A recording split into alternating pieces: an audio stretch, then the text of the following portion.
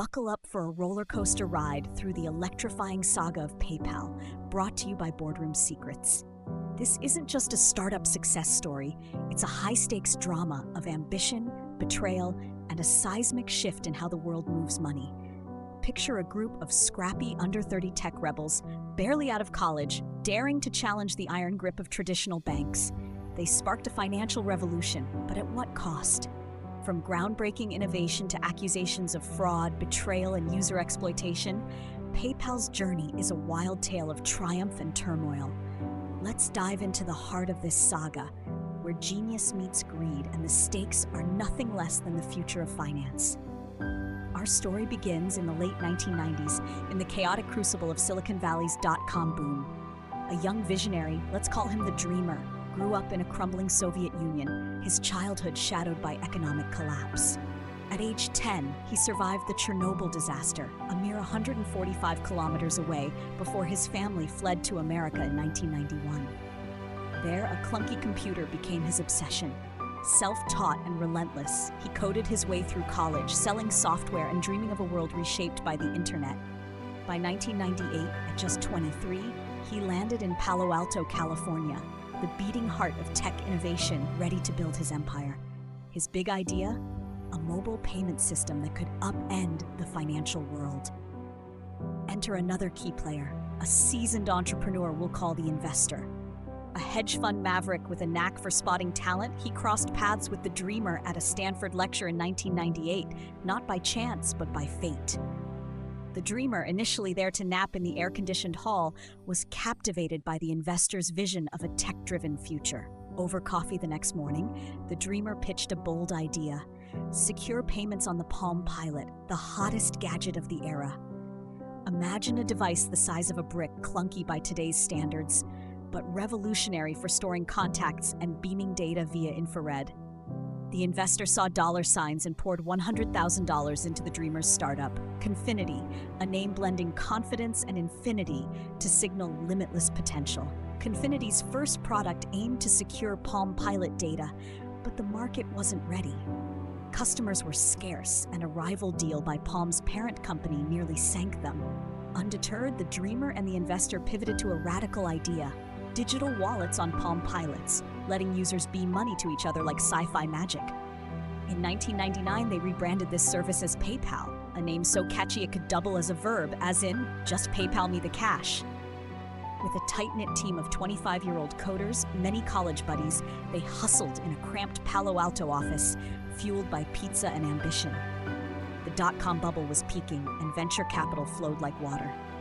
A $4.5 million investment from Nokia Ventures supercharged their growth, culminating in a flashy PR stunt. The investor beamed money to the dreamer's Palm Pilot before a buzzing crowd of reporters, proving PayPal's tech was no pipe dream. But across the street, a rival was brewing. Another visionary, let's call him the Trailblazer, had his own audacious plan. Fresh off selling his first startup for $22 million at age 27, he founded X.com in 1999, aiming to build a super bank that would digitize every financial service: savings, loans, investments, you name it. Inspired by his internship at a sluggish bank where checks and snail mail ruled, he saw the internet as a rocket to blast finance into the future. Pouring his own fortune into X.com, he rented an office at 394 University Avenue, right next to Confinity. The irony? Neither saw the other as a threat. Yet, Confinity focused on Palm Pilot payments. X.com dreamed of a financial empire, but fate had other plans. The turning point came with a simple yet revolutionary idea: email payments. Confinity's dreamer realized Palm Pilots were a niche toy. Most people didn't own one, and who carries a gadget everywhere? But email? By 1999, Americans sent more emails than physical letters. PayPal pivoted to let users send money via email addresses on its website, a temporary fix that exploded in popularity. It was fast, free, and open to anyone with an inbox. Meanwhile, X.com stumbled onto the same idea. The Trailblazer, who once scoffed that email payments were so simple my 12-year-old could do it, saw users flocking to this feature over his grand banking vision. By late 1999, both companies, neighbors in Palo Alto, were racing to dominate email payments, setting the stage for an epic showdown. This wasn't just a business rivalry, it was a war for network dominance. In Silicon Valley, the network effect reigns supreme. The more users a platform has, the more valuable it becomes. PayPal and Eccom knew only one could rule. To win, they unleashed jaw-dropping promotions. PayPal offered $10 for signing up and $10 for referrals. Eccom went bigger, $20 per sign-up, $10 per referral. Users flooded in, but so did chaos. Bots and fraudsters gamed the system, creating fake accounts to siphon bonuses.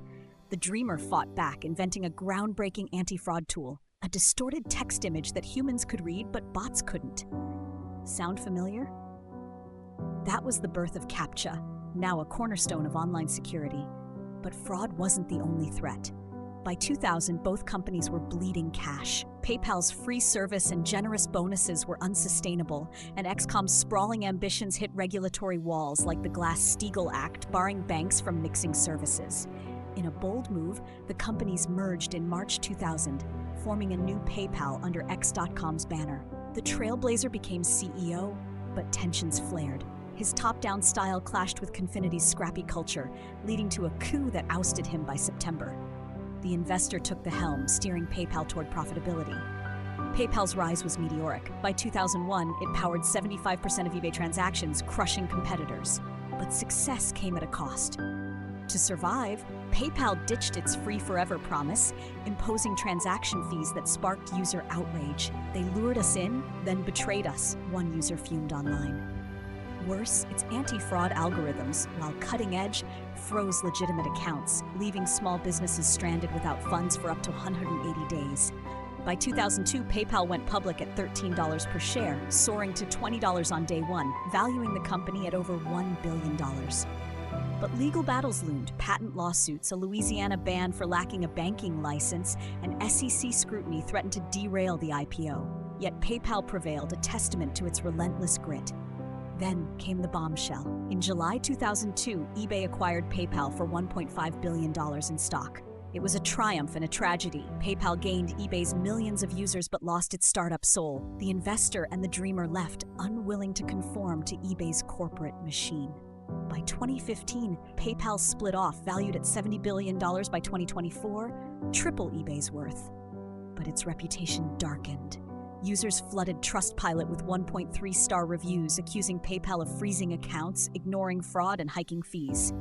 In 2022, a policy to fine users $2,500 for misinformation ignited backlash, forcing a reversal. Even a former PayPal president decried it as a betrayal of the company's founding ethos. The real legacy?